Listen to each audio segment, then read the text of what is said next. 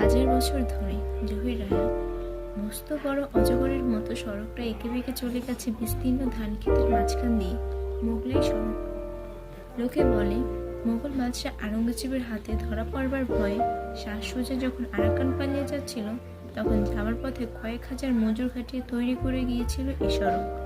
দুপাশে তার অসংখ্য বটগাছ, অসংখ্য শাখা প্রশাখা বিস্তীর্ণ করে সগর্বে দাঁড়িয়ে রয়েছে সেই দীর্ঘকাল ধরে। এরা এই সড়কের চিরন্তর প্রহরী। কুমিল্লা থেকে চট্টগ্রাম, চট্টগ্রাম থেকে কুমিল্লা, মাঝে মাঝে ধানক্ষেত সরে গেছে দূরে। দুধারে শুধু অফুরন্ত জলভূমি, অথই পানি, শ্যাওলা আর বাদবনে ফাঁকে ফাঁকে মাথা দুলিয়ে নাচে অবনতি শাপলা ফুল। ভোর হতে আশেপাশের গায়ে ছেলে বুড়োরা ছুটে আসে এখানে।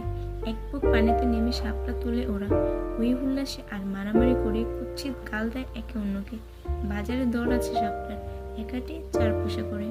কিন্তু এমনও অনেক এখানে শাপলা তুলতে আসে বাজারে বিক্রি করে পয়সা রোজগার করা যাদের ইচ্ছেই নয়, মন্টু আর টুনি ওদেরই দলে। ওরা আসে ধলপোহরের আগে, যখন পূব আকাশে শুকতারা ওঠে। তারা ঈষৎ আলোর পথ নিচে নিয়ে চুপি চুপি আসে ওরা। রাতে শিশিরে ভেজা ঘাসের বিছানা মারিয়ে ওরা আসে ধীরে ধীরে। টুনি